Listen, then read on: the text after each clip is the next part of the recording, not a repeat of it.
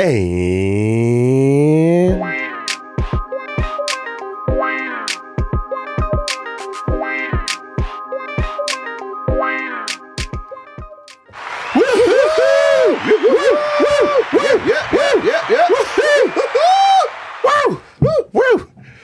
oh, I'm so glad we made it through that. Oh, yeah. I just thought about that. I was like, oh, so glad we were able to make it through that. Man, welcome back to another episode of Convos with Your Mom's Favorites with host Moe and Greg. I am Moe. I am Greg. And we are back. We are back with another episode for who? The people. People. Uncle G, how are you? I'm good, nephew. How are you doing? I am doing good. We were both down apparently with the same sickness. Yeah. And it tried to take us out of here, but we are still here. As Antoine Fisher said, we are still standing. Mm-hmm. We are still strong. And we are here to talk about things and stuff and stuff and things. And things and stuff. And things and stuff. And as you can see by our attire, we are here to talk about something very special. Because last night was the Oscars. Yes. The big night. Yeah, the culmination of all the awards. Of all the awards was last night. And that is what the entire episode is going to be about. The Oscars. The Oscars. But before we do that, a bit of sadness, a bit of sad news.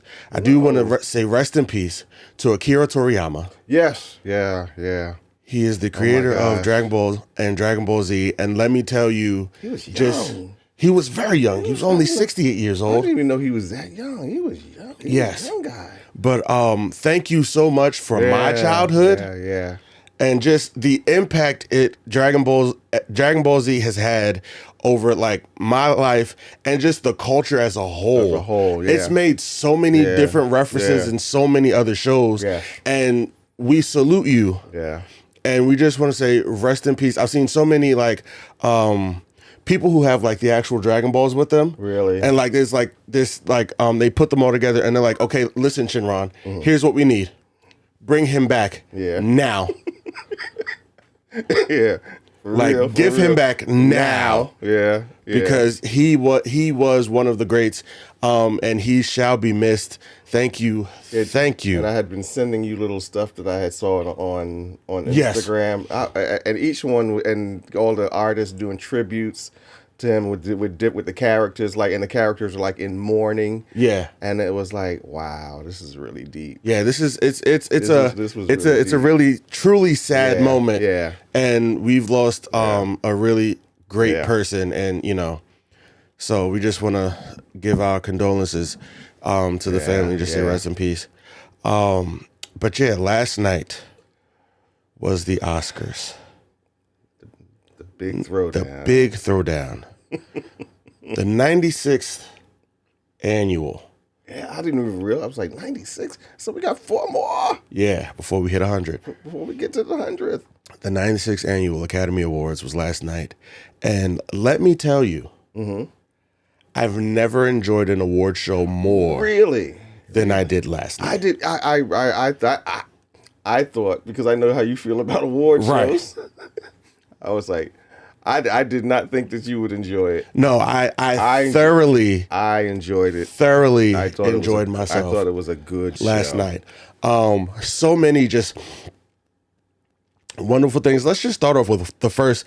Everyone, shout out to the men last night, right? Because usually it's the women who like steal the show with like their outfits and attires. Yeah. But those men last night, they came dressed. Yeah. Dressed. Yeah. I think who did I like? Who's wasn't not Bradley Cooper. It was another couple, and they were dressed pretty much twinsies. They both had on almost like all white. Oh, John Krasinski? Yes. And Emily Blunt? Yeah. Man. I saw that. I said, I looked at the brooch. I said, that is a really nice brooch you got on, man. Yeah, they looked. Everybody though. Like the brooches, the men's brooches the men were the star of the star of the night. Which was interesting. That it was like it's like a new thing, I guess. The men were fronting brooches. Yeah. I was like, and it was like brooches and no ties. Like nobody really had there were some who did. Yeah. But most of it was brooches and no ties. Yeah. Broaches and no ties. The men was sharp. Coleman Domingo continued his best dress tour that he is going on. Coleman has he has got this incredible fashion like, sense, man. Him and his stylist, they are on a run. They are. For real. I was like, dang, that man is dressed. That man could dress. That man is dressed. He was like, I was like, bro, that's just look at you. Look at you, yeah. Look at you, yeah. What's the name? We're like skipping ahead, but like jumping back. Jimmy Kimmel made a point he was like, some of the people, because he was talking about Margot Robbie and Ryan Gosling and how just the genetics. Coleman Domingo just, bro, the looked like he was chiseled. Yeah. And like made specific for that suit. Yes. His clothes fit him like that. His clothes like they are like he was made for that particular outfit. Yes. Yeah. Absolutely. And don't get me wrong, right? I am not gay. Mm-hmm. But I'm like, bro, that is just one handsome man in that handsome suit. Like, bro, you just look great. You look amazing. Oh, goodness. Yeah. I was just like, wow. The men. They did not come to play last night. Nah, they definitely came to slay last night. Yeah, and slay they did. They did. Each and every one of them. Dude, even, I don't know, and I was going to ask you who he was, or where maybe it was something that I missed. There was an Asian guy who had on a gown. I saw that. I don't know. I didn't know who he. I forgot to write his name down and see if it can and look it up, but I didn't. But this guy had on a gown. But no, he killed it. He was killing it. Yeah. He went. He went to Billy Porterhouse. Yeah, I was. He went to Billy Porterhouse. It was like, listen, bro, I need something. I said, Billy is sitting home watching you, saying, you stole my look. You go. You stole my look, man. Yeah. He definitely went. He was like, hey, Billy, I'm you showing up? You're not good. Can I get whatever you were gonna wear? Yeah. Whatever you were gonna wear, can I borrow it? I was like, wow, he is rocking that gown. He really is. Like, just shout out to the men for winning Best Dressed at the Oscars last night. They did it up. They did that. Yeah, even like switching that. Even Jimmy Kimmel. Yeah, Jimmy was. When he switched from that black to that white, dude, I said, "Whoo, dude, that thing nice, dude." That blazer was nice. Jimmy did that. Yeah, I was like, first of all, I was surprised he came out because usually he doesn't rock stuff like that, colors like that. And when he came out, I was like, okay. Oh, he couldn't be shown up. No, he could not be shown up by how all them other men came up in there. Yeah. It was like he wore the black for the first half, and then he probably had that in his dressing room, probably figuring out, am I gonna wear that? But then after he came out and saw everybody else, he was like, oh yeah, we gonna wear that. We wearing this. He was like, the moment I get a chance, a long enough commercial break, we switching for sure. Yeah, we wearing this. Yeah, but Jimmy Kimmel was the host of the Oscars last night. I thought he did a fantastic job. He Kimmeled all over that place, man. Yes, he did his thing. He really did his thing. I enjoyed him. He did some. No. He did what he does. Yes, he did what he does, and he was funny. He was funny, and even the stuff that made you a little like, a little cringe. But it was still funny. It was still funny. It was still funny. The best line, his best line of the whole night, was one that was totally improvised. It was when when 45 got on social media. Yes, and came for Kimmel. And he was saying, and somebody must have brought it to Kimmel's attention, and he read the post. Yes. And for those who didn't see it, he read.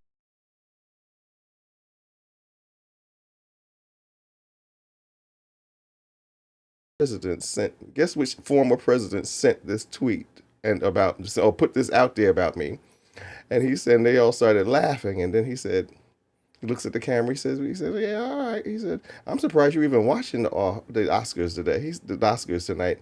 He said, but that's okay. He said, but wait, isn't it past your jail time? Isn't it past your jail time? Line of the night. That was the line of the night. Everybody cracked up. And because of the fact that 45 has this incredible ego that he doesn't like to be one-upped, I was like, see that? That's what you get. Yeah. That's what you get. You didn't count. What you did, you threw that out there, but you didn't count on it. You didn't expect him.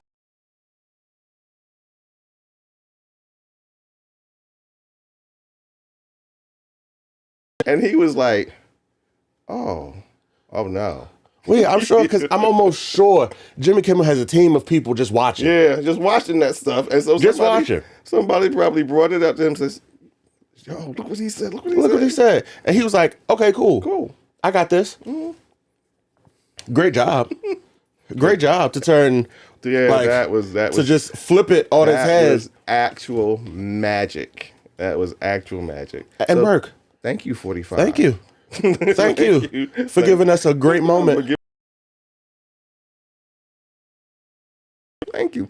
Thank you for that. Also, since we're here, I just want to give a shout out to John Cena for giving us another great moment in Oscar history. Cena, the more I watch him on television or on movies or in any situation, the more I love this guy. I love John Cena. As I texted you last night, John Cena is the greatest of all time. Yeah, he is magic. And it's crazy because it's like, he had this clean-cut image while he was in the WWE. Yeah. But the more he, strays from, the more he's out of the WWE and able to just, be I think this is how John Cena is in real life. Yeah. But because of the WWE, we never really got to see that. He has the ability to deliver some of the most incredible one-liners. Because, like I said, I don't know if you've watched Ricky Stenicki yet. No, not yet. I planned on it. I just haven't had the time to yet. He delivers some of the most incredible lines, and I'm sitting there listening to some of the lines he's delivering. And I'm saying to myself, how are they not laughing? But I'm thinking, they probably had to do several takes because every time he probably delivered a line, everybody probably started laughing. Oh, of course. And he's like total deadpan. But go back to his performance last night. I'm like, bro, this is why John Cena is the GOAT. Yes, he is the GOAT. Because who else would have done it so believably? Yeah. Exactly. He did that so believably. It was just incredible. It was incredible. It was an incredible moment to an already great night. Yeah. And I'm just like, bro, it is incredible. But to your point about that movie, I knew I wanted to see that movie when he started in OnlyFans. Really? John Cena started in OnlyFans under the name Ricky Stenicki. Are you kidding me? No. Are you kidding? Oh my God. I can imagine what that must have been like. So I'm like, I saw that. I said, okay, I know what type of time this movie is on. I need to see it. It's incredible. There's this portion where his character before he becomes Ricky Stenicki, he's doing he works in Atlantic City as a performer. Okay. But his performance, I'm not even gonna tell you what it's about, but he does this series of songs.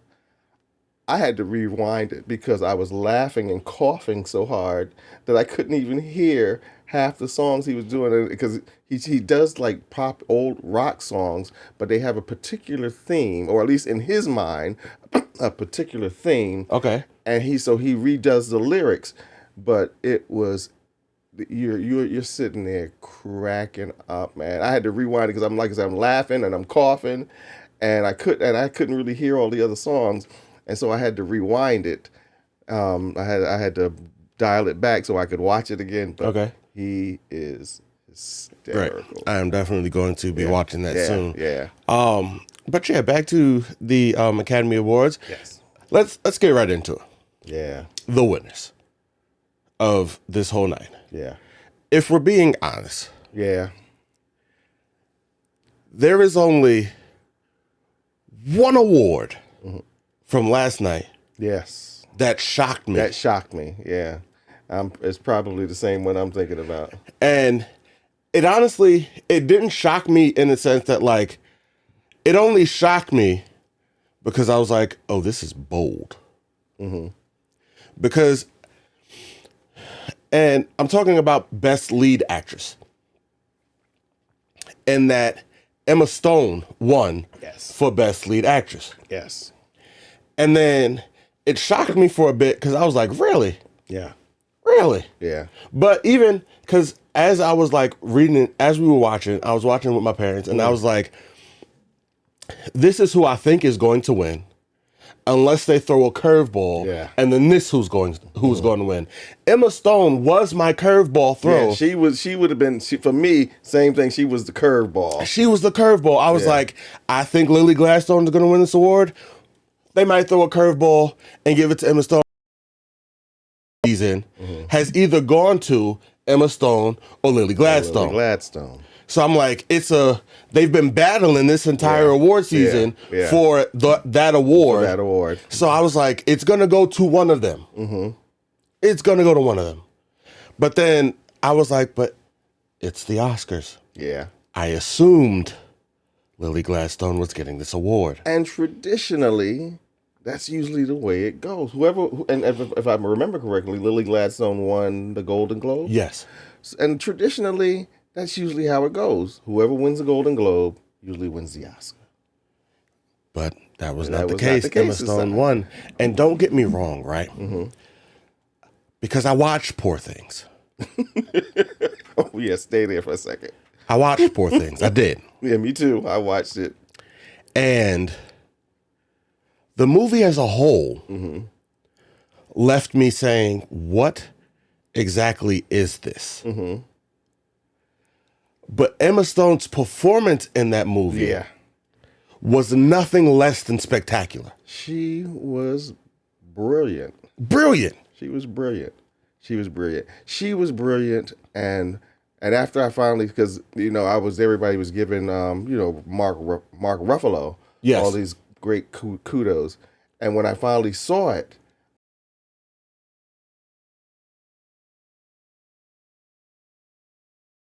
movie. And if we're being honest, since we're still on topic of that movie, Willem Dafoe was robbed of a supporting actor nom as well because he was great in that film. He gave one of the greatest lines, and he did it so quick and so William Dafoe-ish. Yeah. That if you weren't listening, you probably, because the guy, when he was talking to the younger guy, who I also liked. Yeah. Who I also liked, he was talking to him, and they was walking along, and he was just getting ready to hire him, and they were talking, and he said something about God. He said God. He said, oh, the deity or me? I was like, oh God, that was such a great line. He said, but I'm joking. He said, but I'm joking, and they kept. And it was just the way he delivered such, like, because when he would ask, like, things that were happening, like, because when he asked what happened to his finger, and he was just explaining how his father used to, like, experiment on him. Oh, my gosh. The way he delivered these lines with such... Nothing. It was, like... monotone. Yeah. With such a monotone voice, as if this was normal behavior. Yes. Like, this was, like this was totally okay. He said, he delivered another line about his father applying electricity to his genitals. Exactly, like he was just like this is like all this was fathers like do. Right, like this is something every like almost kind of shocked, like your father didn't do this to you, but then he was like, science comes with great pain. It was just like I mean, yeah, but not to my son though. Like, what are we talking about here? But this is what it took. Yeah. So I was like, bro, he definitely should have been nominated. But again, back to Emma Stone and Lily Gladstone. Yeah. Honestly, right? And thinking of like the two roles, I kind of get it. Okay. because for a long time I was Team Lily Gladstone, and I still was even last night Team Lily Gladstone at the Academy Awards. I was like, I am Team her because like I've seen Killers of the Flower Moon. She was spectacular and amazing in that role. But Emma Stone, you have to channel something different to play the role she played. Because for those of you who don't know, Poor Things is about a woman who is with the brain of a child. Yeah. A fully developed woman with the brain of a child, relearning and learning life, like just going through life and experiences. So I'm like, bro, in order to do that believably, like in order to play, because it was like, yo, just the naivety of children was well captured in her performance as Bella Baxter in this film. Yes. So though, like I said, though it shocked me, not mad at the win. Like last night was the very first time in all categories I was like, yo, this is tough. Yeah, they had some. This was each tough. In every category. It was tough. Yeah. I was like, I could see each and every person winning. Yep. In their respective category. Yes.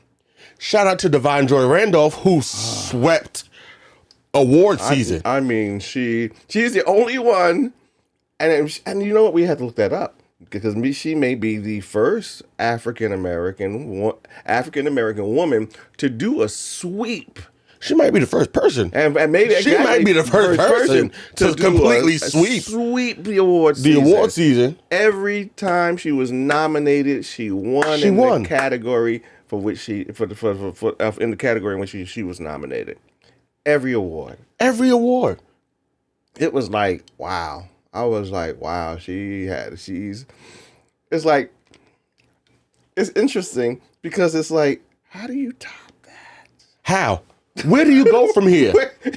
Because I'm looking at it last night and I'm thinking to myself, I'm like, she said, well, I hope I can continue to do this. And I was like, oh, you'll continue to do this. You continue to do it. But how are you going to top it? Like, that's a lot of pressure. You have, there is, unless you can deliver that sort of performance every single time. I mean, you get lucky enough to get that kind of script, that kind of movie, that kind of director, that kind of cast. And unless you get that lucky to get that every time you step onto the stage, it's like, how do you top that? You won everything. Everything. There are people who have been in this industry for multiple years. For like decades, who still don't have all of the awards that you just won in a year. For one performance.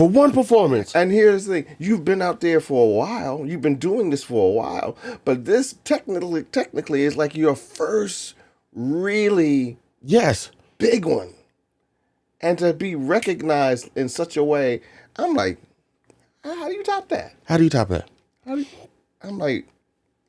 I'm there for it though. I want to see. Yeah, I definitely want to see. Because if anybody could do it, it is her. Yeah. Why? Because she is a black woman, and black people don't make bad movies.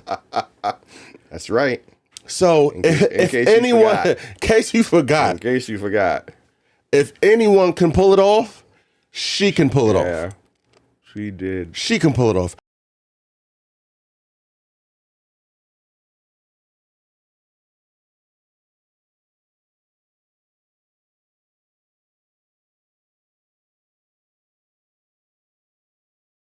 Award winners. Dude, that was give like a little tribute to the current nominees. Yeah.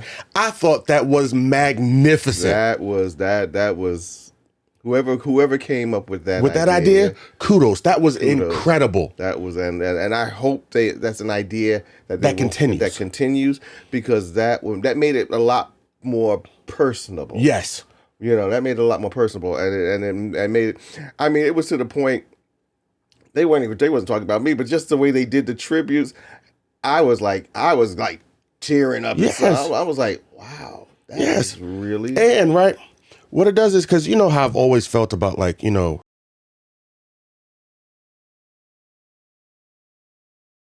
like seeing that. I'm gonna be honest, it changed my opinion. Yeah, because seeing just how the caliber of actor that won the awards for each of these categories. Yeah. It just proves just how monumental this one is. Yes.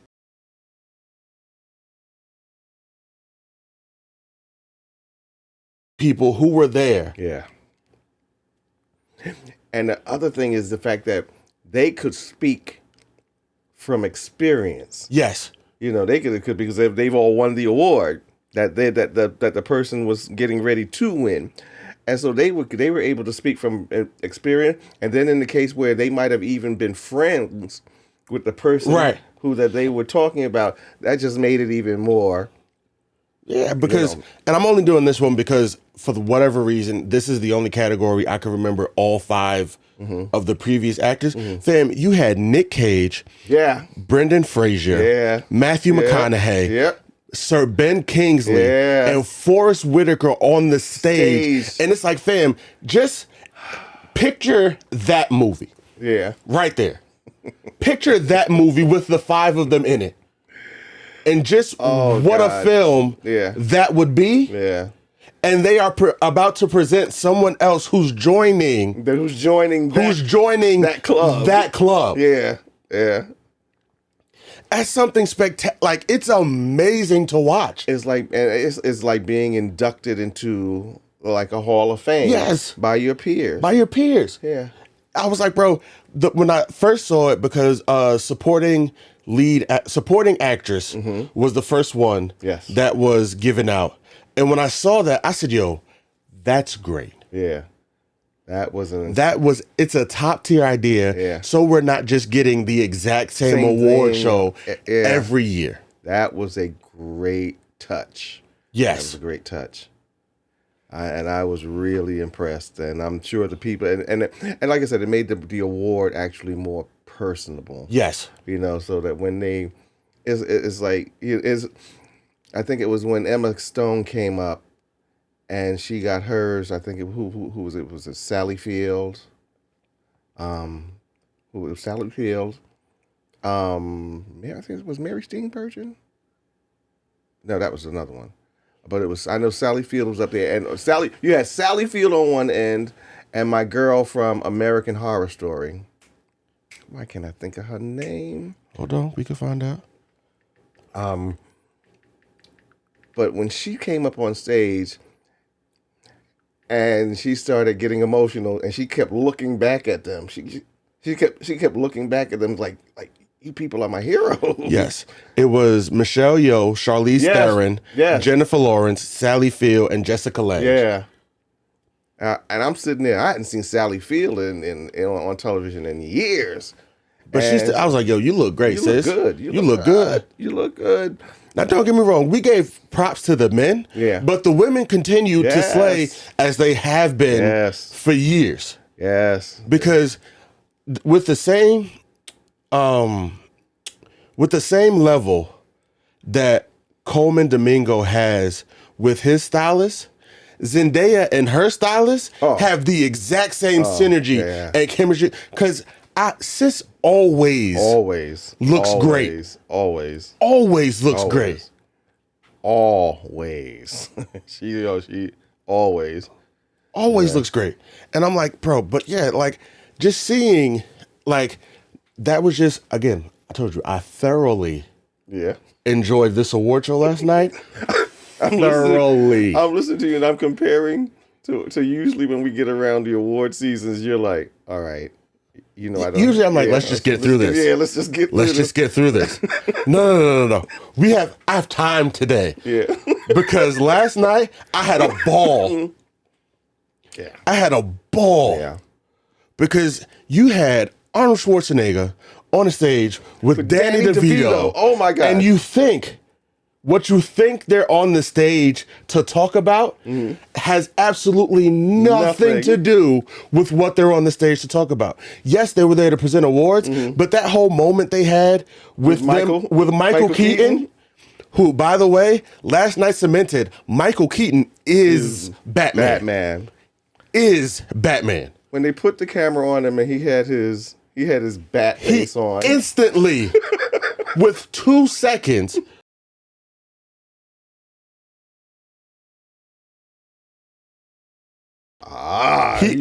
This is why you're the GOAT. This is why you're him. Yeah. You are him. Yeah.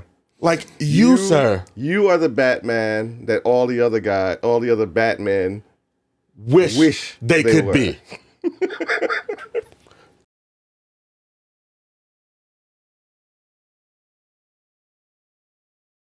Like to be. Yes. You, sir, are the blueprint. Yeah. To what Batman is. Yep. For real. And proved it last night. Yeah. Because when I was sitting there and I was like, yo, you got Arnold Schwarzenegger, right? Who was Mr. Freeze. Who honestly, in my humblest opinion, was underrated as a villain, as a Batman villain. I loved. Are you kidding me? Arnold Schwarzenegger as Mr. Freeze. You did? I loved it. Because who else could deliver? Everybody, chill. It was great. It's great. And make his minions sing the theme from The Year Without a Santa Claus. Right. I'm singing I Missed the White Christmas. I was loved it, right? But for those of us who don't remember, Michael Keaton wasn't Batman in that movie. Yeah. It was George Clooney. Yeah. It should have been. It should have been Michael Keaton, but it wasn't. It was George Clooney. And I think the movie might have had a better turn had it been Michael Keaton. Because I'm like, bro, that was just like that moment right there. Yeah. I was like, I love it. Yeah, I love it. That was a good moment. It was a good moment. Great moment. It was a good moment. Arnold Schwarzenegger forgetting he's on actual television, kept calling him an SOB. I'm like, bro, you do realize you were on network television, right? And you maybe shouldn't be saying that. It was like, I was like, oh, this is great. But I was like, bro, I felt like real tension. Mm-hmm. I was like, bro, like they was like, yo, let me catch you outside. Yeah. Let me catch you outside. And we going to continue this conversation. And then what was really interesting, I don't even know if they even brought that up, was the fact that the movie that Arnold Schwarzenegger and Danny DeVito were famous for was Twins.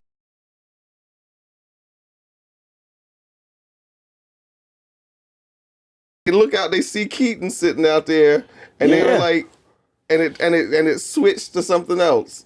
Because it was like they did the big lead up. They did the silhouette of the two of them, and they were like for the first time together in like a long time. It was like they mentioned the years, and then they came up, and you expect them to talk about twins. And he was like, "We're here because we have this one thing in common. We both lost to Batman." Yeah, I was like, "What?" I was like, "What?" And then they look out and see Keaton. And it was like, oh yeah, there he goes. Where is he? Yeah. He's in the audience right now. Yeah. Oh, what a moment. That was great. What a spectacular moment at the Academy Awards, man. Like, I'm like, yo, if you're going to be like this, you have a friend in me. Oh, God, yeah. They keep this up, I'm going to keep coming back. And I believe they did some things differently because, again, they started a little earlier. And so I think that made a little.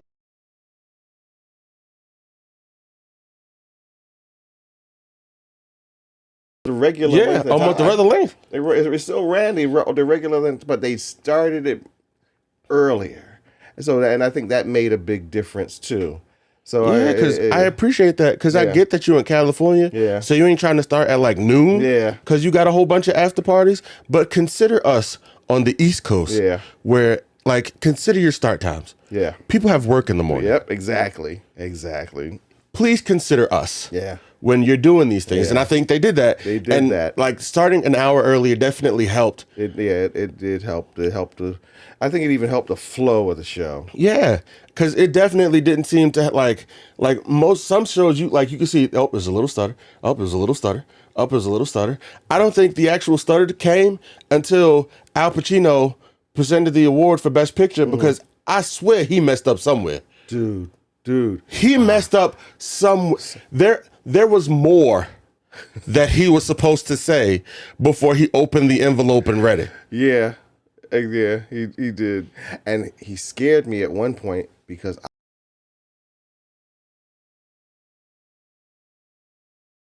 he read the wrong. Because I could have sworn I heard him say something about Emma Stone. And he did say Emma Stone. He did. And I was like, oh, I hope he didn't read the wrong movie, because he said Oppenheimer. He did. But then he kept talking, and I heard him say, Emma Stone. Emma Stone. I was like, don't tell me this happened again. Oh no. Like Jimmy Kimmel mentioned earlier in the night, making sure that this doesn't happen again. Yeah. So I was like, please don't tell me it actually happened again. I was like, oh no. And then they kept coming up. And I kept saying, somebody go get the card from him and make sure he read the right. Right. Like, please make sure this is right. But it was. It was correct. And we are here. Best Picture was who? The Best Picture. Oppenheimer. Won. Yeah. I thought that was funny too, when Emily Blunt and Ryan Gosling presenting their award. That was good. And she took a little jab. Yeah. It was just clearly. Yeah, I was like, that whole back and forth. Yeah, I was like, that was great. Because don't get me wrong.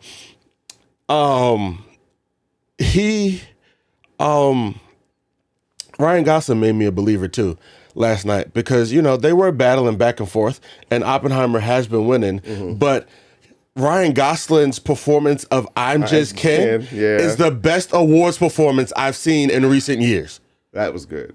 It was so good. And then to have Slash come out and perform. That was crazy. Because again, when I saw Slash on the red carpet, I was like, what are you doing here? Why is Slash here?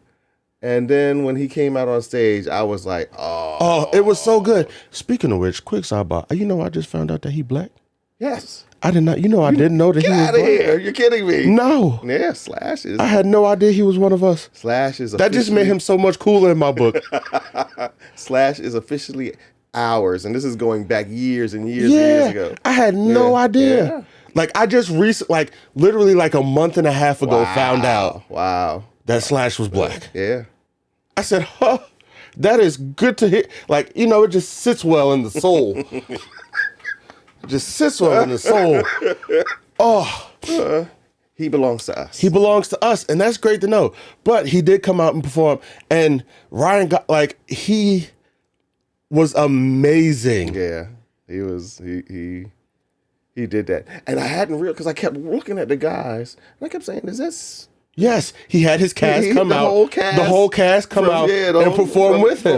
I was like, oh, that is so cool. That was cool. And that was great, because you didn't see any of them on the red carpet. No. Well, except for I always mess his name. Simu Liu? Yeah, he was on the red carpet.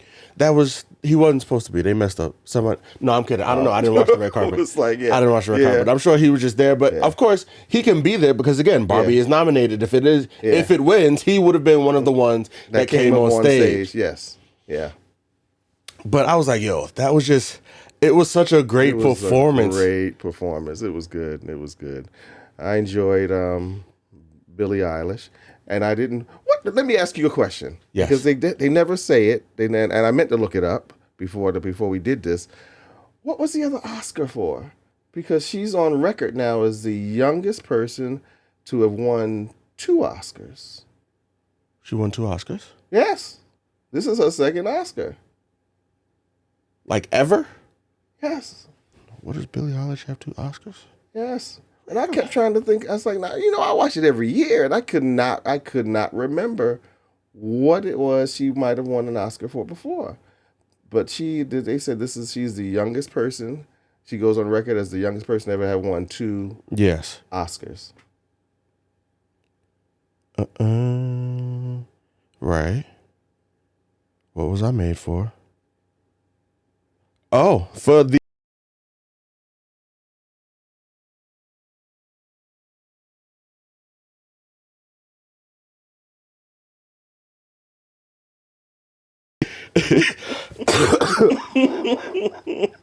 Well, see, that makes sense now. Okay. Why you don't remember? That's why I don't remember. Her two-time win.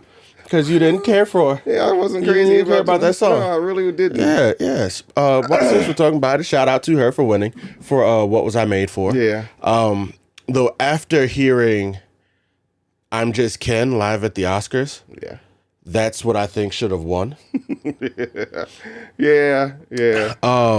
But shout out to all of the performances at the Oscars. They were incredible. Shout out to my man John Batiste. Yeah. I just watched. He has a new documentary on Netflix. Have you seen it? That thing is. I was almost in tears. I was in tears. I watched it. I was like, bro, it made me right. It's crazy because I didn't know him from when he won his Grammy, right? Yeah. I first heard his name because he was on, within the past year, because he was on one of the shows that I work on. He was a guest. Oh. Yes. So upset though. I wasn't in the studio crew. Oh, okay. You met John Baptiste. I worked the segment, but at the time I wasn't in the studio where he was. Yeah, I wasn't. My job wasn't in the studio with him. So I was like, I'm kind of upset now that I missed that moment. But yeah, that's my first time hearing about him. And then I'm like, oh, so he won he won a Grammy for album of the year. And then I was like, okay, cool. And he's been on the show multiple times. Really? Yes. Okay. So I heard, I just started hearing more about him and more about him, learning that he knows how to play 16 instruments. Yeah. And I was like, that is just incredible. What are you, 16? 16, for what? Why do you need to know how to play 16 instruments? But apparently it works for him. And I'm not mad at it. So do your thing, pimp, rock out. And then I saw the documentary and I'm not a documentary person. Yeah. Me neither. But I knew that this one was kind of up for an Oscar.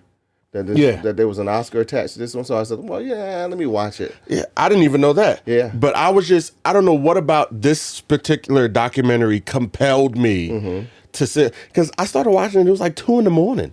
Oh, gosh. And I started it at 2 a.m. Oh, yeah. I was like, why am I compelled to watch this documentary? I was glad I did because, again, amazing. Yeah. Amazing documentary. And it made me just respect him.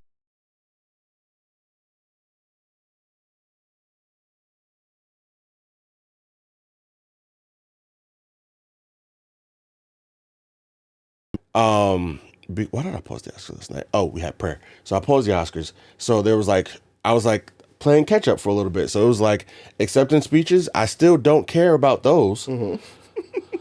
So especially if you weren't, how do I put this politely? Not a favorite of mine. Okay. That's a good way to put that. Not a favorite of mine. I was just skipping through, just fast forwarding through. And I did skip through some of the performances, I think.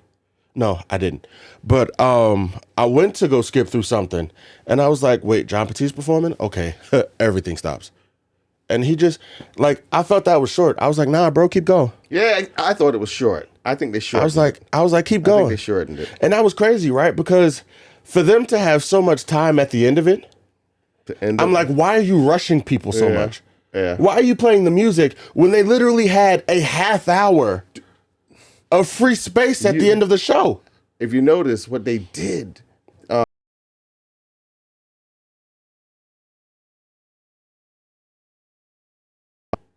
the best actress, the best actor, actress, best supporting actor, actress, best director. Yeah. Only those ones got extra time. Everybody else, you had a you had a short amount of time, and they was piping the music just as soon as you. Go ahead. No, but yeah. But they was piping the music as soon as you went over time. I was like, for what though? When you had, because even Jimmy Kimmel said it. He was like, bro, anybody who didn't get to finish their speech want to come back and give their speech up, just line up, because we got so much time. We got so much time to, like, bro, you had time. It's not like you were running over. But that was why they ended up with more time, because again, they shortened the amount of time that everybody else got. Yeah. And they gave the big, quote unquote, the bigger wins more time to speak. And it's interesting because the bigger wins did not take a lot of time. They didn't take a lot of time. They got in, they got their award, and they got out. They said what they had to say and got out. Yeah.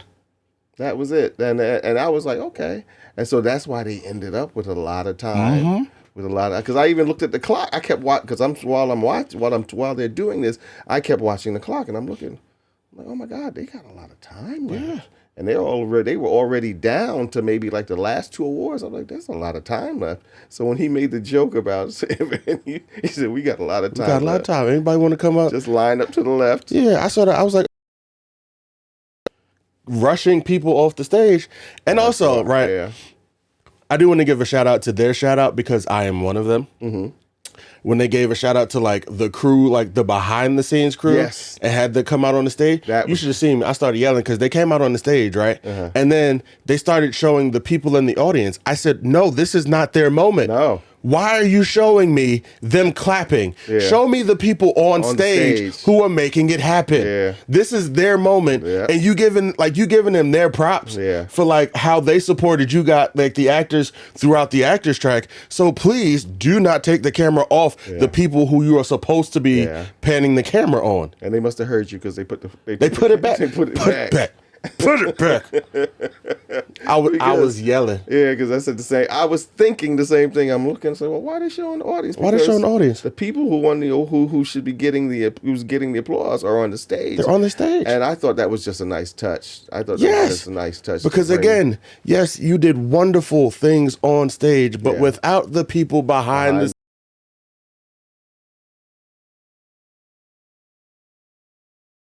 the stunt guys. Yes. I was like, the fact that they don't have Oscars. Yeah, I was like, why don't they have Oscars for this stuff? Because why are the stunt people relegated to a clip, a montage clip of all of the fantastic work that they do on set? Why is there not an Oscar? Yes.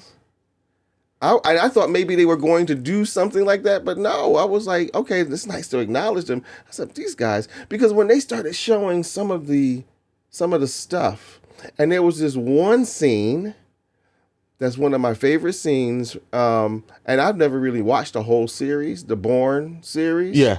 There was this one scene, but there's one scene that I always jump off the roof and jump through the window. Jump through the window. Man, that is like one of the coolest scenes. That is one of the coolest. But what they showed it, how they did that last night, and how, because you sit and you watch stuff like, well, how did they film that? Well, they had to go, of course, the stunt guy, but what they also had was the stunt cameraman, who runs, and he's running behind, and he jumps off the thing, but they have him on a rope. And I'm sitting there like, dude, like, do you see that? That is how that shot happened. And I think they should get more credit than just a quick clip during the Oscars. And so now I will never be able to look at that clip again without remembering that the guy, not only did the guy jump off doing the free run and jumped off the roof and through the window, but there was a cameraman or a stunt cameraman behind him who did the same thing so that he could get the shot. And I'm sitting there like, yes, they're making a movie about it. Wow, that was crazy. They're making a movie about it. I think it's called The Stuntman. And I'm looking forward to it. Yeah. Yeah. I'm definitely going to see that. That's honestly what I thought when I saw Emily Blunt and Ryan Gosling. Mm-hmm. I thought that's what they were going to talking about the movie. Going to talk about the movie, but then because not even gonna hold you for like 2 seconds, I forgot Emily Blunt was in Oppenheimer. Mm-hmm.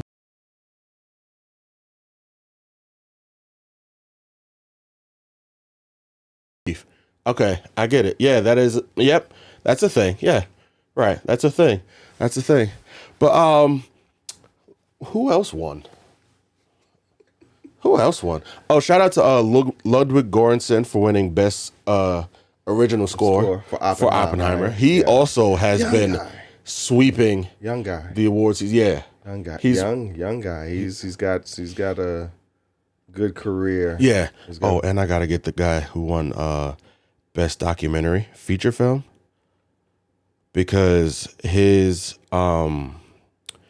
acceptance speech, best documentary, had me I was here for it. It was best short documentary. What's his name? The Last Repair Shop won best documentary short film last night. And the guy who accepted it, I'm going to get his name right now, if they will give me his name. No, nothing at all? All right, that's cool. Thanks for just telling me it won. That's awesome. Thanks for not giving me, anyone's name. Ben Proudfoot. Okay. He was speaking, and he was talking about giving other directors and like giving other people a chance at making films. And when he said, instead of making one $200 million film, make 20 $10 million films. Was that him who said that? Yeah, it was a black guy. I thought that was the guy from American Fiction. Might have been. Yeah. Could have been. Yeah. Could have been. It was a guy from American Fiction. Thank you for correcting me. Yeah. Yes. It was a guy from American Fiction. From American Fiction. And he was like... Which I'm glad did win something. Yes. Thank you. Because I'm that glad film was great. That was... If you have not watched that yet, please do. That is such a great movie with some like really, really solid performances. Yes, absolutely. Because a lot of you probably were watching and was wondering why. Sterling K. Brown is a great actor, but you're probably wondering, well, why was he being nominated? If you watch that film, you understand. You'll understand. But yeah, when he was like, instead of making one $200 film, make 20 $10 million films. Yeah. Or make I think it was, if my math is correct, it's 50 $4 million films. Yeah. Yep. He said. Do that and just give someone else a chance, because then you're gonna find out if you're tired of the same people putting out the same type of films. Yep. If you do what he says, you will get a completely myriad of other directors and artists coming forward, and you're gonna get non-traditional films, but people have beautiful stories to tell, and if you give them a chance. And American Fiction is one of those stories. There's nothing.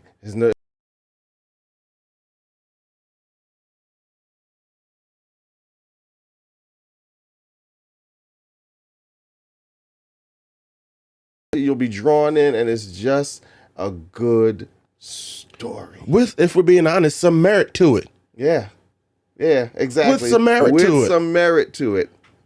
Yeah, with some merit to it. Because that is definitely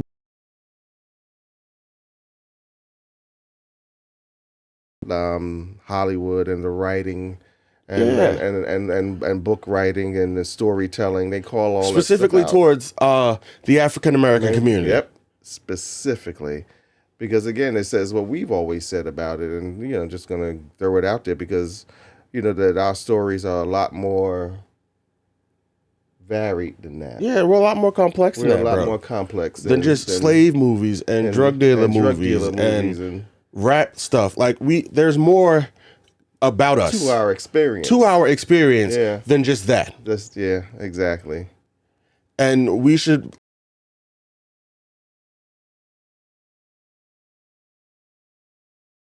there you go. Those stories. Not taking over, because again, that is our history. That is our history. That is but in addition to, let's start telling the other.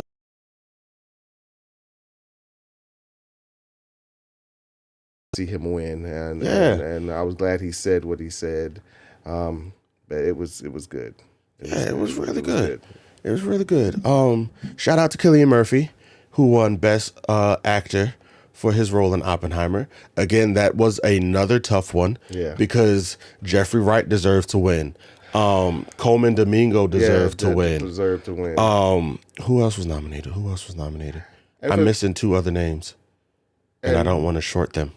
Think while you're thinking about those names, and for those again who don't know who Coleman Domingo is or why he was nominated, again go back to Netflix. It's on Netflix. Watch Rustin. Yes. Watch Rustin. Please watch. It's a great. And for those of you who think you know everything about, because I learned something by watching Rustin. For those who think that you might have known everything about the March on Washington, guarantee you, by the time you finish Rustin, it gives you a whole different perspective. Because I didn't even know who the dude was until and only to find out that he was pivotal. The other 2 names was Paul Giamatti and Bradley Cooper. Paul Giamatti and Bradley Cooper. It's just all 5 of those gentlemen deserved that Oscar. The Oscar win. It could have been for those movies. It could have. I wouldn't have been mad because all their performances were incredible. All of them acted. Yeah. Yes. Acted. Yes. Their behinds off. Yes. In their perspective films. Again, just as another throwing it out there now, because now a lot of these movies are out on not social media, are out on streaming services. Go and watch some of them again, because go and watch all of them. Yeah, go watch all of them. But you might not think about Bradley Cooper, but again, if you see him in Maestro. And you realize that he wrote that. Not only did he write that, but he starred in it and directed.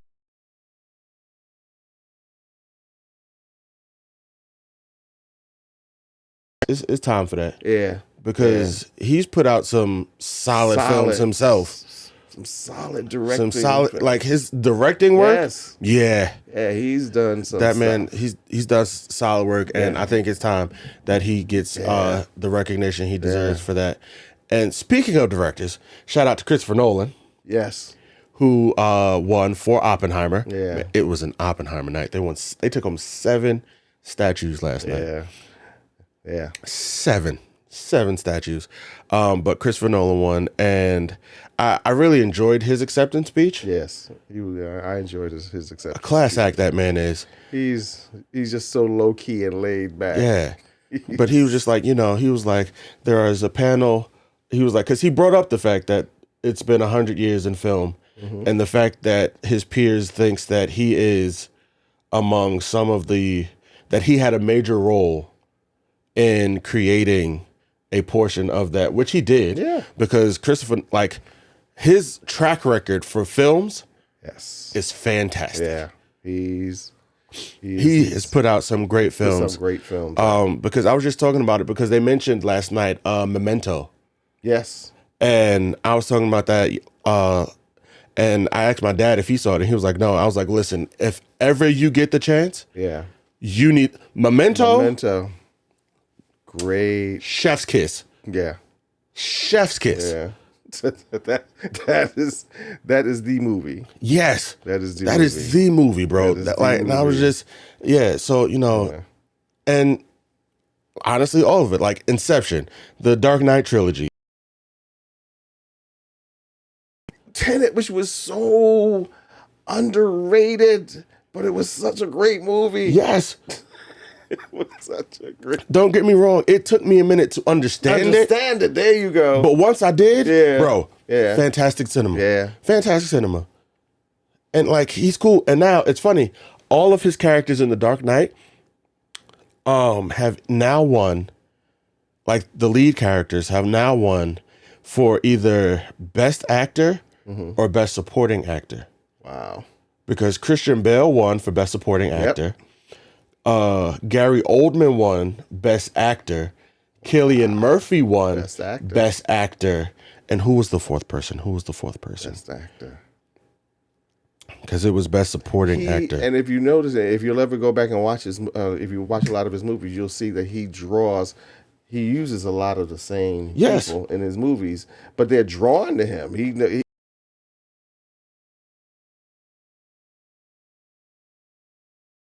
And so it's easy to get, they already come into this onto the set knowing what's expected and knowing and just know it. Yeah. It's like it's crazy. It is crazy that he draws these crazy performances. Because here's the thing: for those who may not have been following Cillian Murphy, if you go back to the Batman movies that Nolan directed, you will see him. And I think he was in all of them except the last one. No, he was in the last one. He was in the last one. He was in the last one. Yes. Because he was the judge. Yes, that's right. He was the judge. Right. You will see him in all you see. If you look at a whole bunch of Christopher Nolan movies, he's in 60% of them. Yeah. You will see Christopher Nolan and Cillian Murphy go together like peanut butter and jelly. For real. Yeah. They go together. Like he even mentioned it, Cillian Murphy, in his acceptance speech. Mm-hmm. He thanked Christopher Nolan and his wife, because he was like, guys, you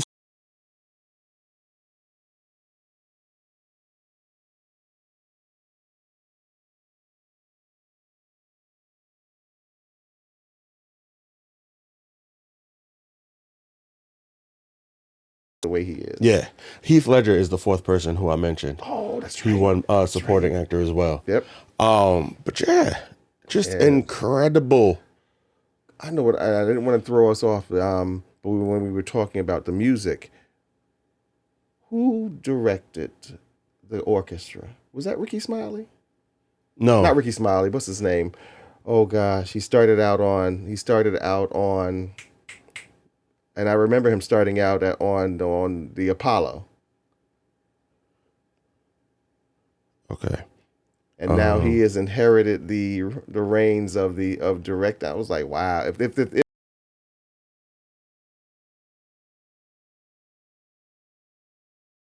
yes, that was him. Yeah, I was watching him. I was like, wow, that's a big jump from from Showtime at the Apollo. But you know what? When I used to watch him on Showtime at the Apollo, I was like, this guy's got something. He's good. He was good. He was good on there. So it's like.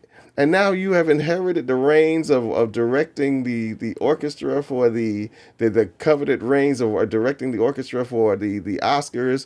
And I think this is like maybe the third or fourth year that he's doing it.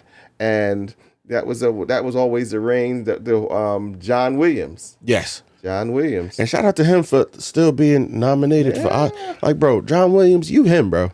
Dude, did you see that I sent you a meme or no something from Instagram to find that, and it was saying that who his son is. His son, because they lead up to it, but you'll see it. His son did the singing voice for the adult Simba. Yes. Yes. Yes. Adult Simba. I do remember seeing that. And he did some other memorable, but his son also sang lead for the group Toto. Yes. Yeah, I was like, wow. I mean, a musical family. Yeah, you came from musical family, man. Yeah.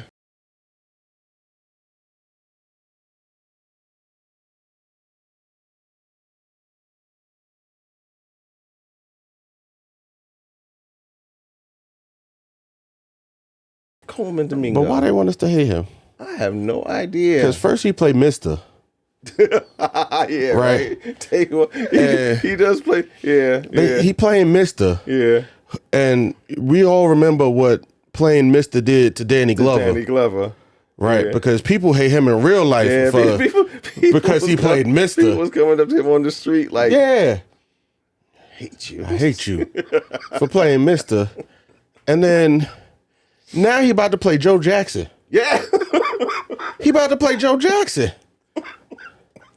And I guarantee you, this is going to be another memorable performance. Absolutely. You are going to. He going to be back. You know, when that movie come out, he going to be back for his role. The movie is about Michael, but you going to remember. Yeah, you going to remember Joe. You going to remember Joe. You going to remember Joe. I'm like, why do they want us to hate Coleman Domingo so much? Bro, pull a role where we supposed to like you and love you. Like we want to like we love you. Yeah. Stop picking roles that's going to make us hate you. Yeah. Please. Yeah, that's funny. That's a good one. Yeah. Yeah, I'm like, man. But he's gonna kill it. I think he's gonna kill it. He's definitely. He's gonna kill it. He's definitely gonna kill it. How could we skip past this? Shout out to my main man, Iron Man himself. Oh yeah, RDJ. Yes. For having the greatest comeback story. Yes, ever. This man's career has been almost over. And somehow or another, he would always make it back to the screen. Yes. And you're sitting there, and you're sitting there watching, so you realize at some point there must be something to him. There must be there must be something there. There's got to be, because somehow or another he gets to the edge. He teeters over. Sometimes he falls over.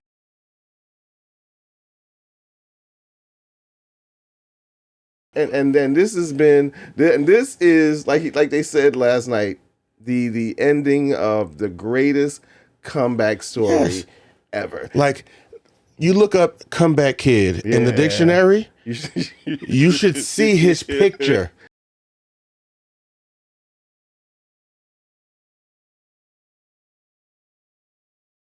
And so it's interesting because somebody might watch him, doing his acceptance speeches and saying he's kind of arrogant, or that no. First of all, you got to understand.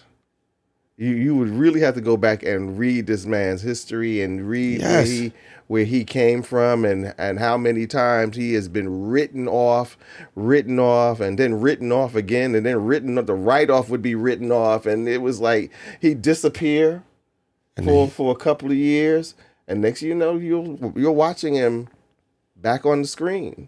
And even after it was like, really, it was during one of those disappearances for a couple of years, for years, and you thought, for those people who may have been following him may have thought, all right, he's done. He's done. Next thing you know, Tony Stark. He's Tony Stark, and he's Iron Man. And he kills it. And he kills it. And and when you finally watch him do that,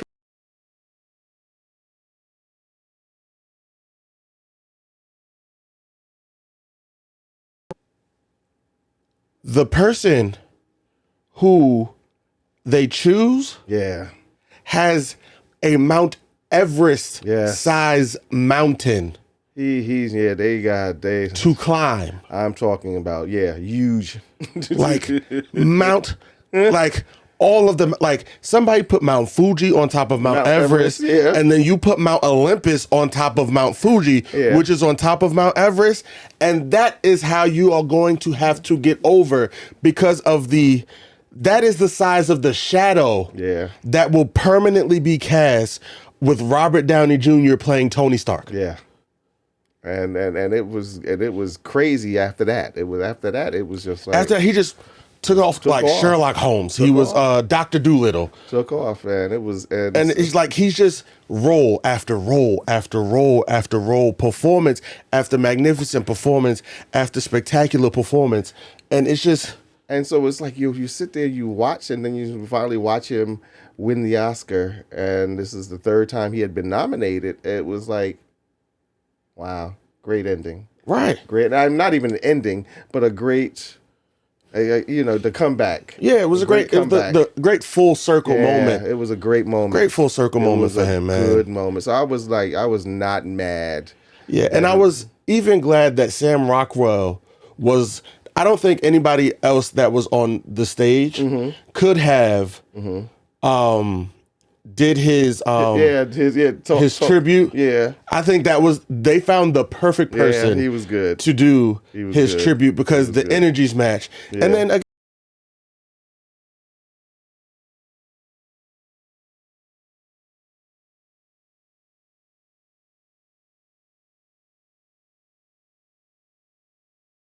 again, like I said, I was not upset. Not at all. Not upset. Not at all. Just want to give a quick shout out to The Boy and the Heron for winning Best Animated Film. Have you seen it? No, I have not. I have not seen it either. But I mean, it didn't surprise me. No, I knew it was going. I knew it was going to win. Because of its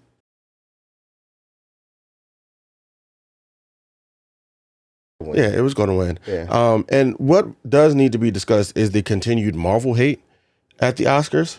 Yeah. Because we're not going to keep acting like those films aren't of the same standard as the other. Like, it's good enough to be nominated, but nothing has been good enough to win. Yeah. Yeah. Nothing at all. Yeah. Has been good enough to win. We'll acknowledge you. And like I said, with the Guardians of the Galaxy, the nomination, and then also the Into the Spider-Verse nomination. Yeah, we'll acknowledge you, but yeah, it's gonna be hard pressed for you guys to actually win anything. Yeah, it's like what Mace Windu said to Anakin.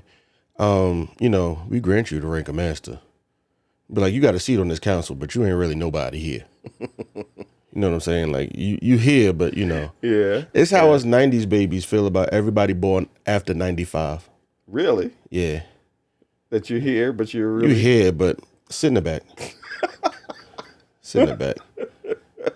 You don't, like, if you wasn't 91, actually, we'll give 96. 91 to 96. 97 to 99, sit in the back. Really? Yeah, sit in the back. Y'all here because y'all got to be, but sit in the back. Sit in the back.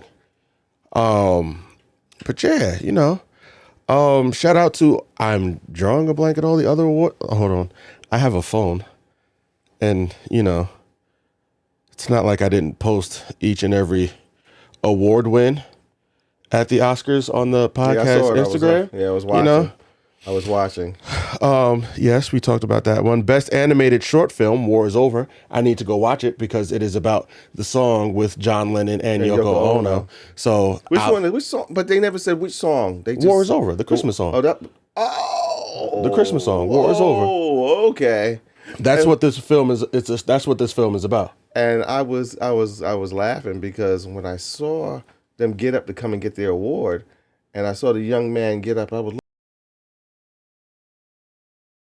like John Lennon. And then that was his son, Sean Lennon. And then I was like, that's Sean. I was like, my God, I haven't seen Sean on television in a while. And he's looking, channeling his father. Yeah. You look like, boy, you your daddy's son. But yes, we talked about that. Best original screenplay, Anatomy of a Fall. Yeah. Shout out to them. Still haven't seen that yet. That is honestly... Is that on anything? Is that on any streams yet? Not to my knowledge, but I could be wrong. Anatomy of a Fall, and I'm very proud of myself this year. Anatomy of a Fall, and what's the other one? Anatomy of a Fall and The Zone of Interest. Oh yeah, that's the other one. Are the only two Best Picture nominated movies that I have not seen. Yeah, I've seen the only other one I have not seen other than those two was the Flowers of the Killer Moon. I have not seen that only because it's on, I don't have Apple and it's on Apple. Yeah. But I have not seen that one, so I'm waiting to. But yes, we talked about it. American Fiction won for Best Adapted Screenplay. Best Makeup and Hairstyling went to Poor Things. Best Production Design went to Poor Things, and I get it because it was makeup and hairstyles. Yes, like the hairstyles all throughout.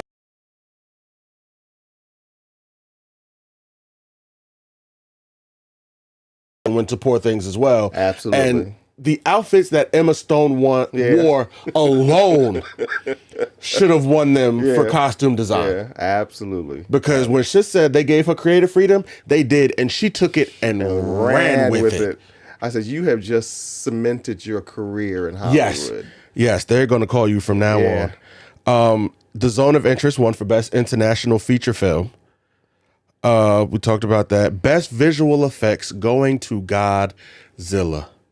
Yeah. And if that is not a testament to it's never too late to win an Academy Award, because Godzilla is 70 years old. I was just getting ready to won his first Academy Award. Never give up on your dreams, folks. And the cute part about it was when they came up, they all were carrying little Godzillas. Yes. Did you not see their shoes? Yes, the shoes. The shoes.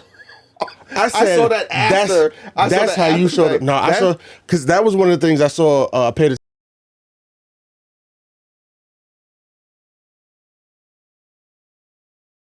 the red carpet.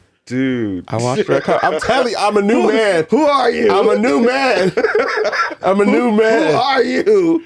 I'm a new man. I didn't even bother you during that because I know he ain't watching the Red Carpet. I did. I watched it. I'm a new man, okay? I'm a new man.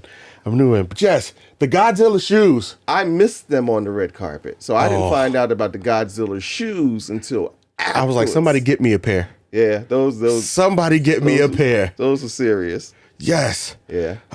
Best film editing went to Oppenheimer. Best documentary short film went to The Last Repair Shop. Best documentary feature film went to 20 Days in Mariupol. Best cinematography went to Oppenheimer. Duh. Best live action short went to The Wonderful Story of Henry Sugar. I've never heard of that until last night. But I found out it's on Netflix. Oh, it is? So I am going to be watching it. And actually, the other one that was up for, oh God, I forgot, the Bobby Wine. Yes. That's on, just in case.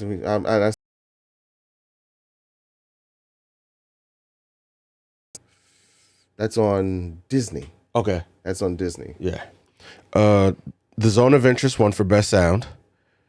And crazy enough, go us, because those are the only awards we missed. Wow. We covered everything else.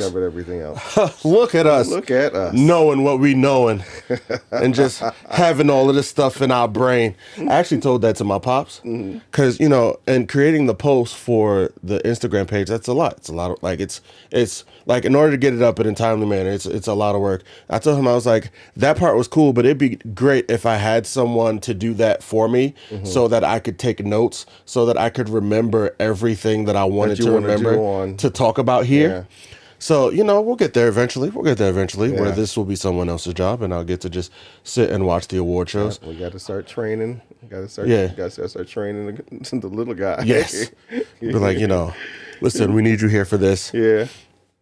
So, but the Oscars, I, again, thoroughly enjoyed the Oscars from beginning to end. Wow. From beginning to end. He's a born again awards watcher. Yeah. If they keep this same energy, I'll like all the other award shows, take note, and I will. If all the other award shows get this Oscar energy, you'll have a fan in me. And I think maybe the other award shows will probably take note. Yeah, they need to. They will take note because again, it was a because he was giving even the in memoriam. Yes, even. Question. Yes. I knew the one guy who was singing. Oh boy, what's his name? Now I want to say Placido Domingo, but that's not who it was. The blind guy. Why can't I think of his name as well as I know his name? But I was wondering who was the other guy singing with him. I didn't know either. I didn't know either gentleman. Oh my gosh. Yeah, I didn't know either gentleman. I knew the song. Yeah.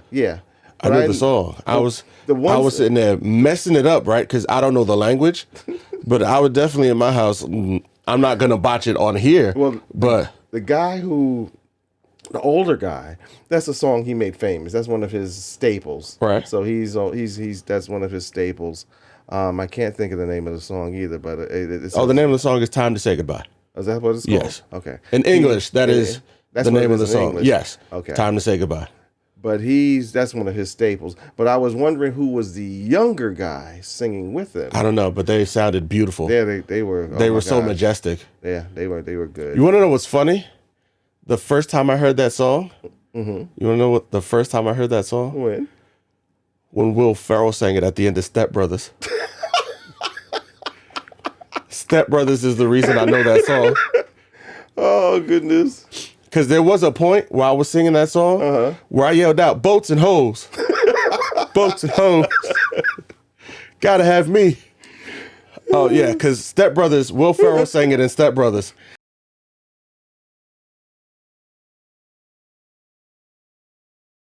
Behind him as he was singing. Oh, God. And now I want to go watch that again. It was that's why I use the word majestic, because as he's singing this song, right? So, in the movie, Will Ferrell's younger brother hates him. Yeah.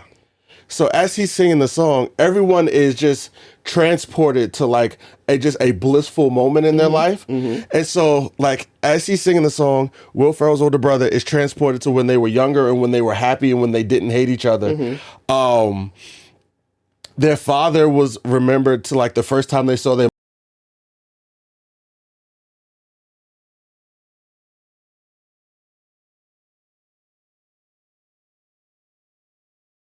Forrest because she likes John C. Reilly character and like he like walks in. The Will Ferrell's therapist is now attracted to him because of hearing him sing this song. And I'm just like, it's such a majestic moment. And now mind you, this is in the in memoriam and they're, showing things and they're singing the song, but I can't help but think of this scene from Step Brothers. As I'm watching this film, like as I'm watching the Oscars last night, and I was just like, bro, just what a song. And it's just how certain moments just resonate with you, because if it wasn't for that film, I would have never heard that song. And it sticks with me now because every time I hear the song, I picture Will Ferrell singing it. Really? Yes. Every single time I hear that song, I picture Will Ferrell singing it. Yeah, oh God, that's gonna bug me now. But yeah, that was the in memoriam was cute. That was I didn't need the dancers. Yeah, the dancers was a little bit extra. It threw me off. Yeah, like I kept saying, I'm like, why? This is supposed to be a sad moment. Like, and if you, quick question, right? Do you think as the last person who gets named is like the top billing, like the one who they like the most? I'm sorry, say that again. Like the last person, the very last person they show in the in memoriam. Oh, do you consider that? I consider who's it like the last person? Tina Turner. That's a good question. Because for me, I've always thought that the person who they show last is the person who they think was like the biggest or like had the biggest impact.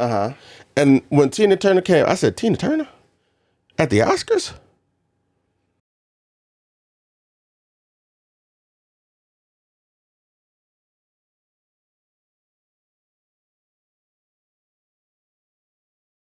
When I always thought but I always thought, and it's just in my own head because I really never said anything about it. I always thought that the last person was maybe the last person who died, but that wasn't true because again, that could be it. But Tina Turner wasn't the last person to in that group of people who died. Oh, she wasn't? No. Oh.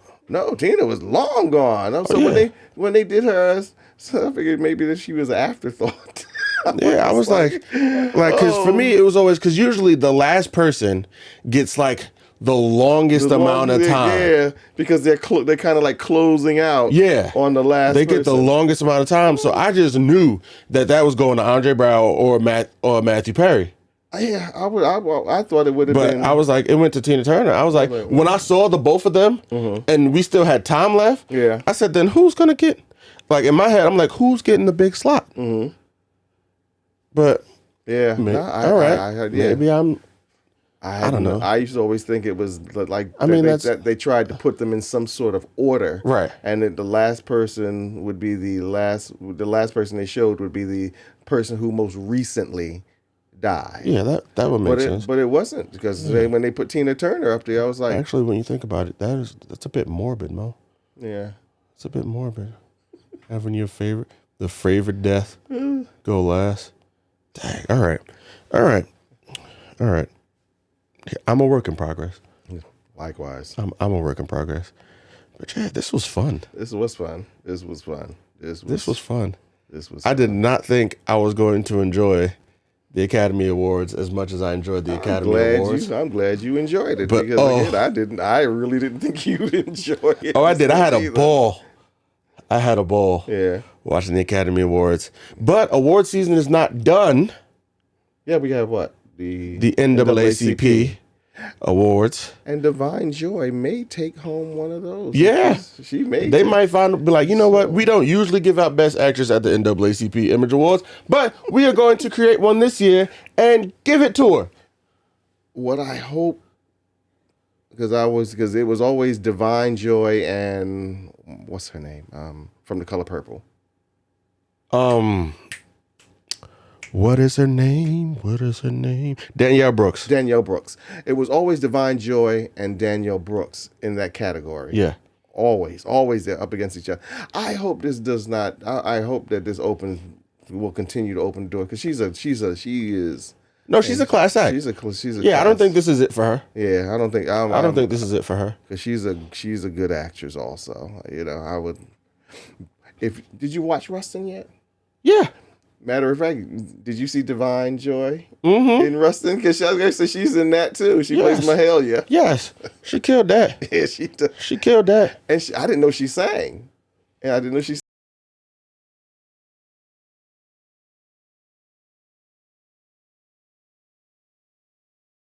Go on across the street that day. They got something for you. And, yes, they do. You better listen. You better listen because they definitely had something for her. Somebody's mother is home now. See? You see? She listened to her mother, and look what happened. You better listen. You better listen. And swept the whole category. And swept the whole thing. Swept the whole thing. We got to look that up. It's like I don't think to my memory and to my recollection, I don't think anybody's done it like that. Has done that. Before. No. Yeah. Anybody. Yeah. Kudos though. Yeah. To everyone who won.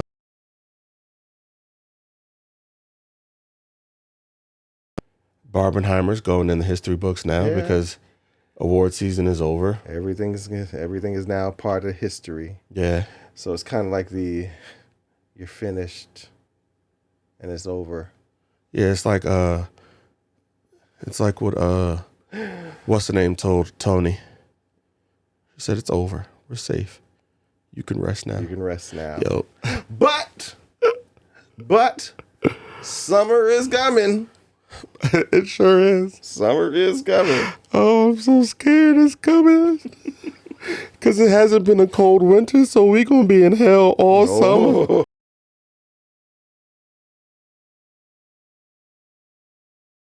Will be open, the movie theaters. And everybody's going to be up in their game. So it's I'm very interested to see what the summer blockbusters are. Yeah, absolutely. And you know what? Here's something to think about. You people who are making content, movies and stuff like that. Let's return to the era of the summer blockbuster. Oh no, it's on its way. It's on its way. When I saw my man riding the sandworm to go see Dune 2. That was crazy. COVID tried to take the movie theaters out of here, but the movie theaters is back. Yeah. Because all the movies that came out like towards the beginning of the year were all movies that were supposed to come out last summer. Right. That was supposed to come out last summer. But the writer's strike had everything pushed back. Yeah. The summer blockbuster is, it's alive and well. I am looking forward to the. Yeah, and I'm super proud of myself because there are a lot of things that have come out this year. I've seen a lot more movies in 2024 than I have in like recent years. So I'm going to keep this up and continue to go to the.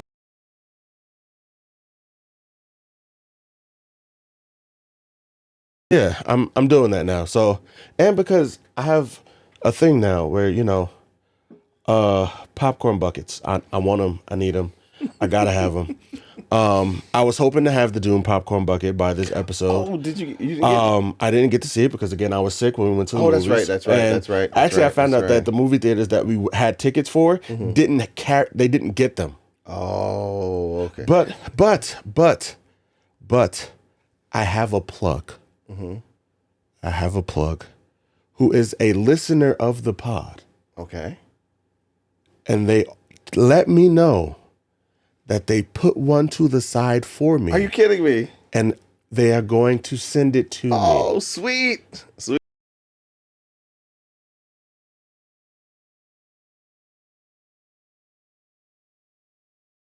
I just don't have it yet. Okay. So then, yeah. So when it comes, we definitely got to give the person a shout and out. I saw a picture for Ghostbusters.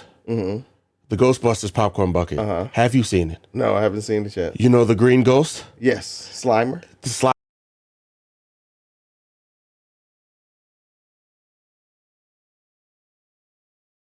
Actually, it comes out next week. Next week. Ghostbusters comes out next week. My birthday is next week. Guess where I will be next week? Yeah. I am going to the movies to see Ghost. If I gotta go by myself, I am going to the movies to see Ghostbusters. I gotta go. I want to go see that too. I gotta go see it. And something else is being released this week on Friday. What comes out this Friday? Oh gosh. Almost Godzilla and Kong. Is that this Friday? No, that's the end of the month. It's the end of the month. It's the end of the month. It's the end of the month. Okay. But I'm going to see that too. Oh yeah. I'm going to see that too. Yeah, definitely. But yeah, this is fun. This was good. I'm glad I had this suit jacket. Yeah. This is what of, we're in preparation for our stint at the Oscars. Because I'm claiming it. Yes. Likewise, we will be on the red carpet interviewing people. That's right. And you know what? You know what's crazy? I have a vision in my head of the suit I'm gonna wear. It's gonna be a black suit.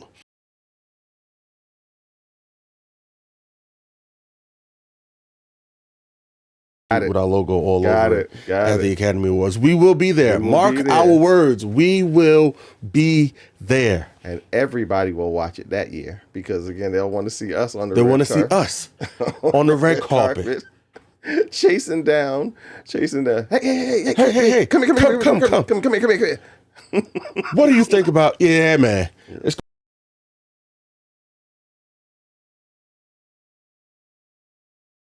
And until the next one. Yeah. We out. We out. Yeah.